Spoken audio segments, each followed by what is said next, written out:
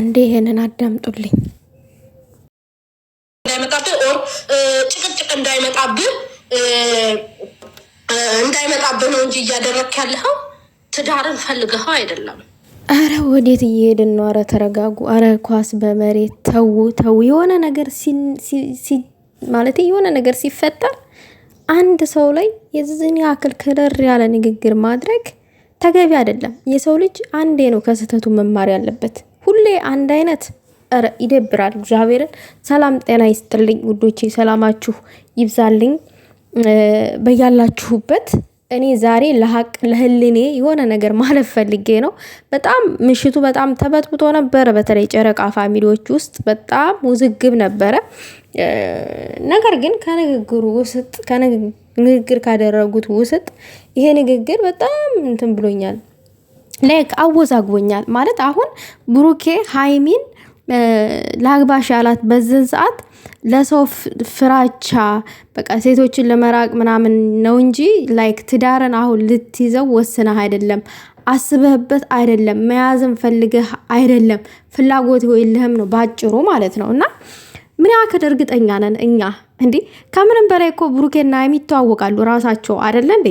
ለምን እኛ እርግጠኛ ባልሆንበት ነገር ለምን እናወራለን? የብሩኬ ሀሳብ የብሩኬ እቅድ ምን እንደሆነ ምን እንደሚያስብ እኛ እናውቃለን? አናቅም። ከምንም እና ከማንም በላይ አጠገቡ ያለች ሃይሚዬ አለች። ያስታውቃል እኮ ድራማ እንደሆነ እየሰሩ ያሉት በደንብ ያስታውቃል። በቃ ግን እኛን ለማሳመን ኦዲየንስን ለማሳመን በጣም ሁለቱም እየተቅለሰለሱ ነው ማለት ነው። ሁለቱም በቃ እኛን ለማሳመን። ነገር ግን ደግሞ እኔ በበኩሌ ከአንዴም ሁለቴም አስተምራችሁኛል። አዎ ከአንዴም ሁለቴም ትምህርት ወስጄበታለሁኝ። የሆነ ሰዓት ላይ ይዋደዳሉ፣ የሆነ ሰዓት ላይ ይጣላሉ። ፍቅር ሲሆኑ ደግሞ ብን ብሎ ነው በፍቅር ብድ የሚሉት ሁለቱም ማለት ነው። አንዴ ይሸከማታል፣ አንዴ ይታቀፋታል። እንዴ የት ሀገር ነው እንደዛ አይነት ነገር ያለው? እንደው የምር ከሆነ የምር ብሩኬ እነዛም የተባሉትን ስህተቶችን ከሰራ የት ሀገር ነው አንድ ሴት ልጅ ስህተት እንደሰራ ፍቅረኛዋ ቺት እንዳደረገባት እያወቀች አብሮ ልትኖር የምትችለው? በምን አይነት አንግል ነው የምትረዱት? እና ብሩኬ አሁን ስም ለሴቶች ፍራቻ ነው እንጂ አሁን ትዳር ውስጥ እንግባ ያልካት ሃይሚን እውነት ትዳርን የሚያስፈልገው አይደለም ብለን እርግጠኛ ሆነን መናገር የለብንም። ወንድ ልጅ ነው፣ ምን እንደሚያስብ ምን እንደሚያቅድ አናቅም። ከማንንም በላይ ከምንም በላይ ሃይሚ ታውቀዋለች ብሩኬን። ስለዚህ ምርር ብለን ሰውን ከምንወቅስ ምንድነው አላማቸው እነዚህ ሰዎች? እስቲ ለቀቅ እናድርጋቸው፣ አስተያየት አንስጣቸው። አንዳንድ ጊዜ ሲለቀቅ አድርገን ዳር ሆነን እንመልከታቸው በሉ። ብቻ የሆነ ነገር ሲፈጠር ቶሎ ብላችሁ ገስት ከፍታችሁ ለወቀሳ ምናምን የምትሮጡ ሰዎች አላችሁ። በቃ አላቅም፣ ወይንም ትክታክ ሊባችሁን ለማድመቅ ይሁን ለፎሎ ይሁን አይዶን ነው ለምን እንደሆነ ማለት ነው። ግን መታገስ የሚባል ነገር አለ። እንታገስ። አንዳንድ ጊዜ ዳር ይዘን እንመልከት ማለት ነውና ጥሩ አይደለም። እኔ ብዙ ጊዜ ብሩኬ በቃ ይቀጠቀጣል እንደ ጉድ ማለት ነው። እና ይገርመኛል።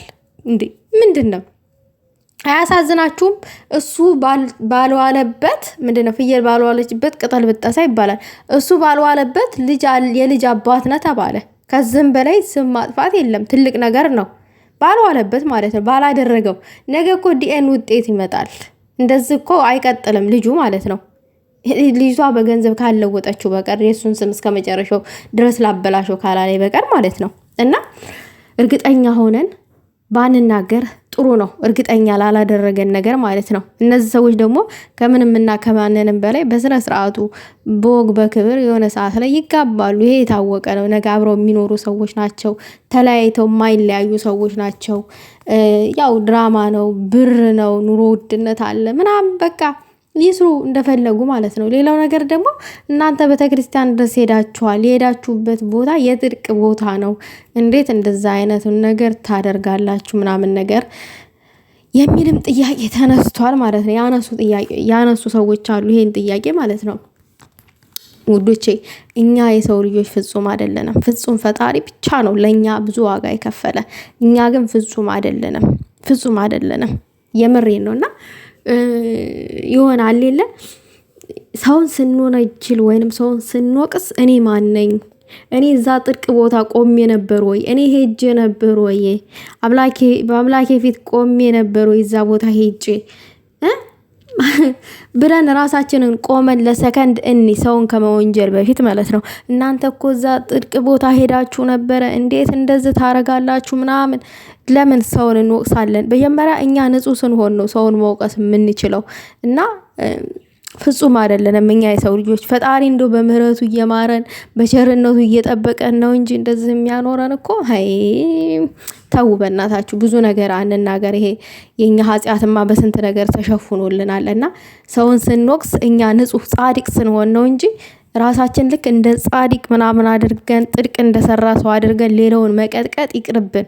እዛ ጋር ታዲያ ላይሄዱ ነው እንዴ? እኔ በመሄዳቸው ደስ ብሎኛል። ጣርቃኔ ነው ምንድነው? ባለፈው ከርሞበት የመጡት በጣም ደስ ይላል። ያንን እድል ማግኘት እኮ ራሱ መታደል ነው። በቃ የምሬ ነው የምላችሁ። እዛ ቦታ ያችን ቦታ መርገጥ እና እዛ ሄዱ ማለት አይሰሩም፣ አይበሩም፣ አይጠጡም፣ ስህተት አይሰሩም፣ በቃ ፍጹም ሆነው ይቀጥላሉ ማለት አይደለም። እንዴት ነው የምናስበው? እንዴት ነው አንደርስታንድ የምናደርገው? እዛ ቦታ የሄዳችሁ ቃል ተግባብታችኋል፣ ቃል ከባድ ነው ምናምን የሚሉ ሀሳቦች ተነስተዋል። እና ቃል ቢገባቡ ቃል ስለተግባቡ የሆነ ስህተት ካለ ያንን ስህተት በመነጋገር አይፈቱም ማለት ነው። ይኸውላችሁ እንደው ሌላ ቦታ ልታስገቡኝ ነው አሁን ማለት ነው። አንድ ዲያቆን ራሱ ትቼዋለሁ የማላቀውን ነገር በስነ ስርዓት መቀባጠር ይሆንብኛል። ነገር ግን አንድ ያሰብኩት ነገር አለ። ብዙ ጊዜ አብሳላት በኢንስታግራምም ሆነ በቲክታክ የስድብ ናዳ ሲወርድባት ሀይሚን ይቅርታ ጠይቅ እያለች ስትሰደብ ያለ አንድ ምክንያት ዝም አላለችም። ምናልባት ከሀይሚ ጋር ተመካክረው ብሩኬን ፕራንክ እያደረጉትስ ቢሆን የሚለው ሀሳብ መጥቶልኛል። ግምት ነው። ምክንያቱም ይችል ሴት በጣም ሰድበናታል፣ እየሰደብናት እንደዛ እየተንቋሸሸች ኢንስታግራም ድረስ እየተሰደበች ዝም አትልም።